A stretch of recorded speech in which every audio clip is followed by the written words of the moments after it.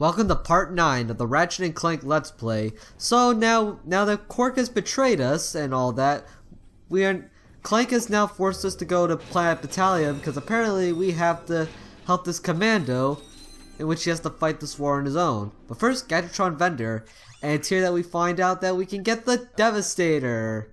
Although I don't have enough bolts yet, so I can't really get it now. In fact, I won't be getting it until next part. I know, I like blowing shit up too, so don't worry guys, I'll get it as soon as I can, but as of now I just, can't get it, which sucks. With that being said, we are forced to do other things like grind on this little rail grinding course, jump through these rings. I jumped a little too early, and I fell in the water. So let's give that another shot, shall we? Okay, now again with the rail grinding, I said this in the blog Tactical Research Station, but in terms of grinding, it's not like in the Sonic Adventure games where you can speed up. However, to replace that, you have a method to defend yourself while rail grinding. You can use your wrench, you can use your guns, you can use anything to defend yourself, really. I think with maybe the exception of the bomb glove, the Visibomb, or I don't know, like the yes, since I got hit there, that actually did remind me of something. There is actually a skill point on these rail grinding courses, and it's to simply go through the entire thing without getting hit. And in all honesty, that's pretty much easier said than done. Because you obviously have all these mines coming at you, but swinging your wrench just to blow up the bombs can be pretty difficult, if I do say so myself.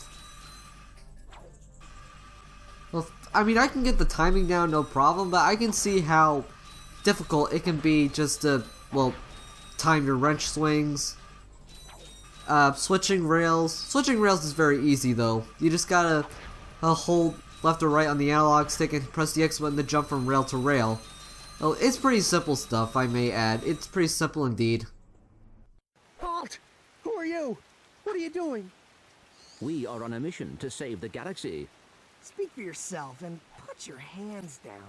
You look ridiculous. Actually, I don't care who you are. I've got to get the heck out of here. I joined the army to get money to go to college. I never knew I'd end up in a war. Go figure. This is a noble cause, sir. Noble my hiney. I just want to get home to my family. Here, I pulled this off a busted robot. Give me some bolts for bus fare and it's yours. Thanks a bunch.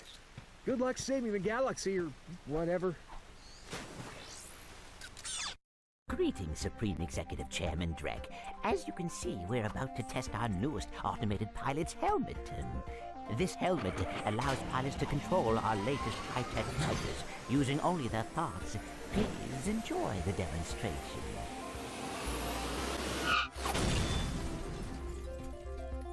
We still have a few minor adjustments to make. Whoa! If they ever get the kinks worked out of that thing, I have got to get me one of those. If they are working for Chairman Drek, they may know where he is. Is that all you can think about? Drek this and Drek that? I got my own problems.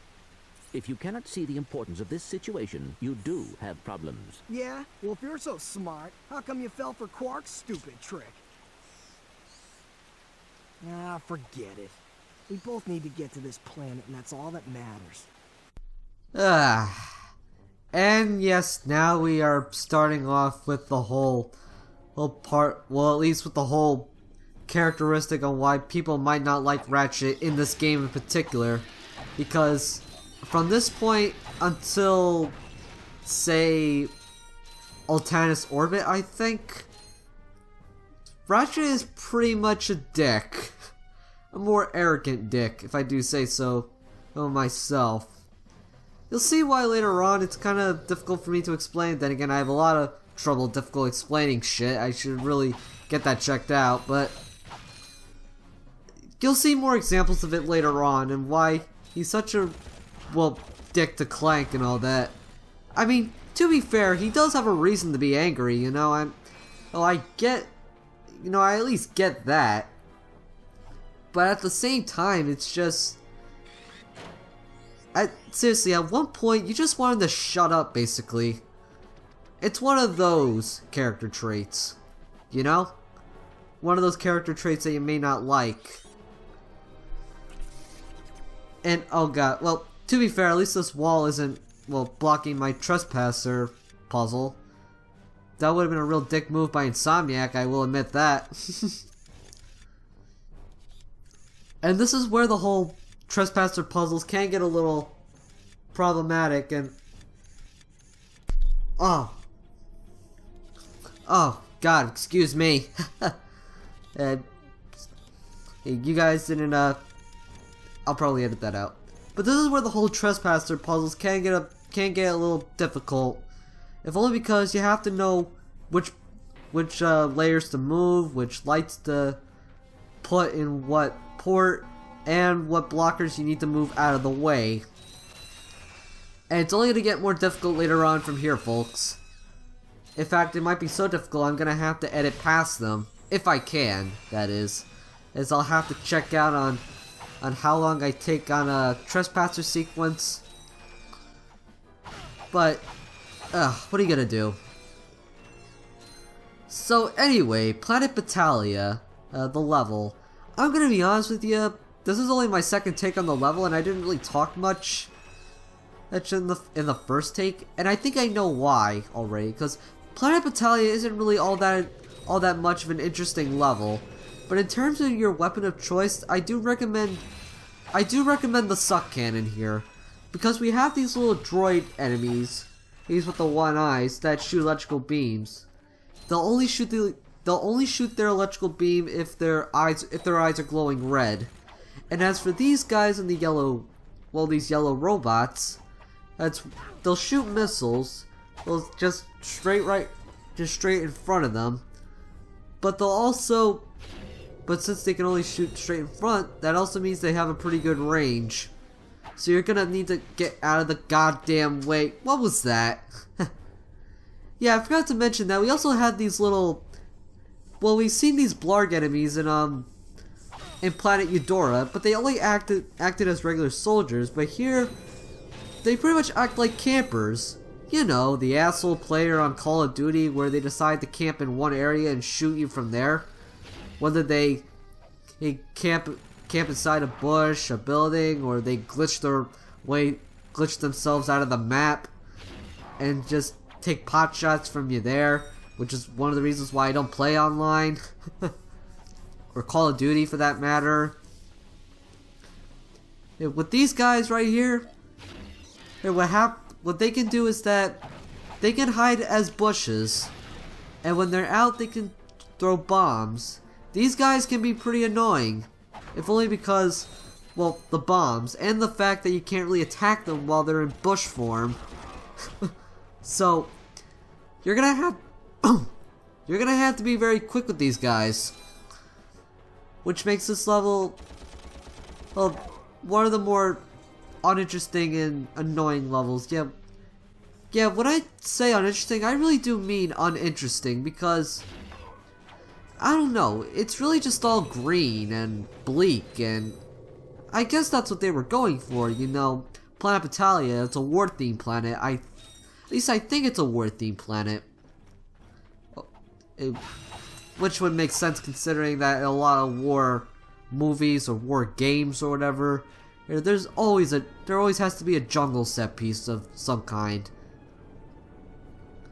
It doesn't always have to be a destroyed city, or no, it could be a jungle that can look pretty bleak.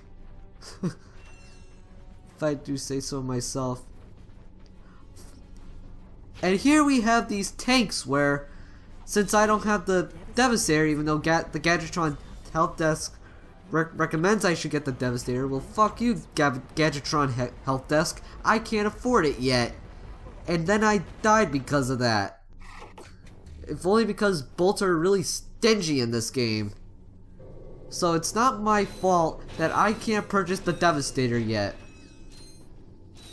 Asshole. Yeah.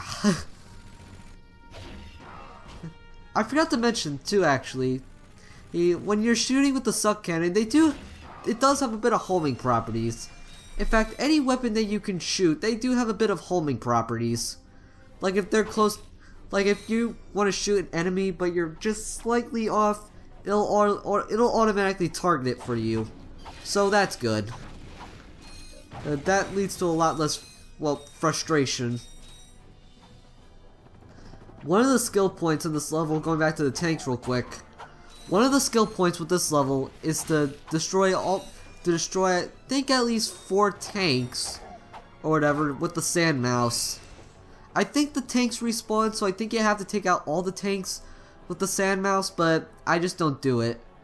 Not because it's an impossibly hard task like the hoverboard race, but it just takes a lot of time. And, well, I don't think gold bolts respawn. That's what I was thinking around that time. Planet Battaglia, if you just ignoring all the areas where you have to fight these enemies and you have to, well, crank these bolts, the ground bolts, just to, you know, open up just to go across chasm, make bridges, and all that. Planet Battaglia, in all honesty, it's not an interesting level, but it's also one of the shorter levels in the game. Although this level does come in 2 parts, so yes, we're gonna be coming back here later. So this isn't the only part we're gonna be in Planet Battaglia. So if you like dull environments, then, well, this level is for you. Joy. That's just great. Here's a fun fact. In terms of the remake, here's a fun fact, ladies and gentlemen. In the remake, this Planet Battaglia is actually the ice level. And I'm not too sure how I feel about that, because later on, I mean, there is an ice level in this game. And just a little bit later, like Planet Hoven. But here, they decided, nah, let's make this the ice level. Although, to be fair, I think it looks a bit more visually pleasing. I don't know. There's something about ice levels I do think that look visually pretty. Yeah, maybe with all the white, the snow, the ice in particular. Yeah, I mean, ice levels can be a pain in the ass, and they can be very hit and miss in video games, but ice levels can also look fairly pretty, too. The only levels in video games that can be a drag, though, are definitely the sewer levels. It's very rare where a sewer level is actually very interesting. You know what I'm saying? But this is probably one of the only few times where a jungle theme level is also pretty uninteresting too. Oh, and here this is where I decided just to whip out my Agents of Doom. And yeah, Agents of Doom is really helpful. They're really helpful. Like I said, they are a precursor to the Mr. Zircon, but still, there's something about having a weapon where it dispatches droids to help you. I mean, to be fair, you only get like 8. You get like 8 balls in terms of ammo, but I don't know. Oh, to me, they are just really helpful. It's definitely something you shouldn't spam. Oh yeah, you really shouldn't spam them because of the limited ammo. But still, I recommend that you use it quite often. It's definitely one of the more helpful weapons in the game. Anyhow, cutscene. Blasted thing, it won't budge. I've tried everything I know short of nuclear weaponry. No, never mind. Well, you tried. See ya. Not so fast, soldier. You're going into that compound even if I have to throw you. Aha! That ventilation shaft leads to the turret platform. Soldier, find a way to use that shaft to infiltrate the compound undetected. You've shown bravery by making it this far, soldier. And for that, I reward you. I intercepted this communique that you might find useful. Take it. I'm off to find my battalion. Good luck. Hello once again, fellow blog. I hope this message finds you well. As many of you know, our home planet is no longer habitable. We've abandoned our factories, our laboratories, and our happy lives because of the encroaching pollution, leaving much behind. Fortunately, the nearby planets will supply us with all we need to create our new home, which is nearing completion. Once our scientists locate the ideal orbit, our new world will be perfect. So reserve your space now. Prime locations are filling up fast. Good day. Now do you understand why we must stop him?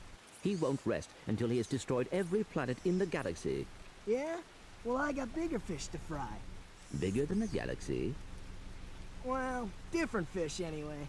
Look, didn't that commando guy say we could get into that compound? Yes, by using the ventilation shaft. But we will need something special to walk on that. Fine, let's get going then. We'll come back later. And yeah, like I said, this level's gonna be a two-parter, and the only reason why we should come back here is for the sake of a certain gadget that we can get, which comes off as one of the more things where it's good to scrounge up extra bolts, but in later games I'm kinda glad that they scrapped it. We won't be seeing that until later on, trust me. Anyway folks, that is pretty much it for part 9, and for part 10, since we have 2 planets to go to, let's go through the more interesting planet in the more interesting choice of the 2 planets that we can go to next, because in part 10 we are going to planet Gaspar and getting the helmet, the pilot helmet, which is going to be necessary. I'm GameMan584, see you all then.